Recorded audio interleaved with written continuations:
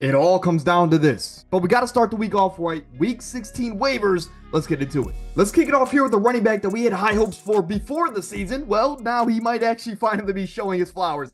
Tyjae Spears last week as a running back, 6 receptions, 87 yards, and 2 total touchdowns, 1 rushing and 1 through the air. This is a guy that has favorable matchups coming up. Indianapolis and Jacksonville the next 2 weeks, which could be low-scoring affairs, meaning the running backs could be more involved. They're both top 5 matchups, and if he has 27 points again like he did last week, he could be a dark horse for our starting lineups throughout the next 2 weeks. At the receiver position, Jalen McMillan, the rookie out of Washington, a guy that's barely owned in the majority of leagues here. Of course, 8% in Yahoo and 10 in ESPN. And he's been the wide receiver 8 sneakily over the last 2 weeks, averaging just about 20 to 21 fantasy points a game in full PPR formats. He has Dallas this week. Tampa Bay needs to win every single game going forward to secure their spot in the playoffs, but more importantly, to win their division, which would handle both. Now, Dallas is the top 10 matchup.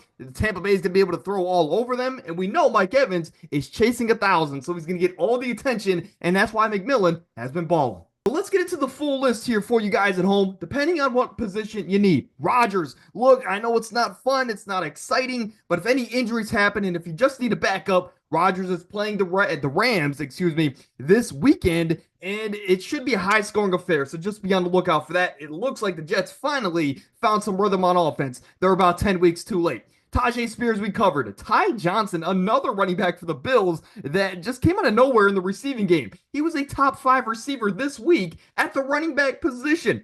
Came out of nowhere, right? But if you want to grab him and stash him, maybe play him in week 17, at the bare minimum, keep him away from your league mates. Jalen McMillan, Tim Patrick. We covered Tim Patrick for the last couple of weeks. Now, he had a down week last week, but he has still found the end zone 3 times in the last 2 weeks.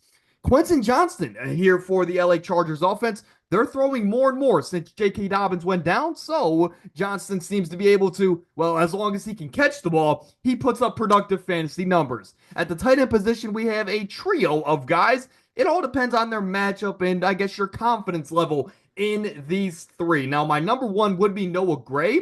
Of course, now I know Hunter Henry is owned in about 50% of leagues. He's safer than these 3 I'm about to give you. Regardless, Noah Gray here for the Kansas City Chiefs offense. They need to win out, or at least the next 2 weeks, so the passing attack could be, heightened going forward.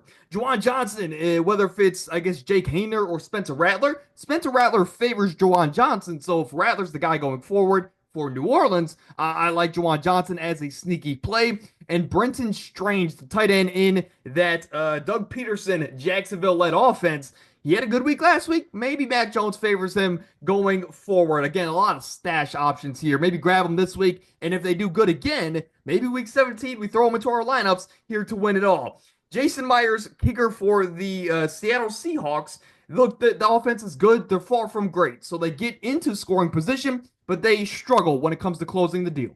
But that's going to do it here for today's video. So if you enjoyed, drop a like, subscribe. But the more important thing is that if you have any questions about your lineup or you just want a second opinion, drop it in the comments. It's fantasy playoff season. It doesn't hurt to get a second opinion.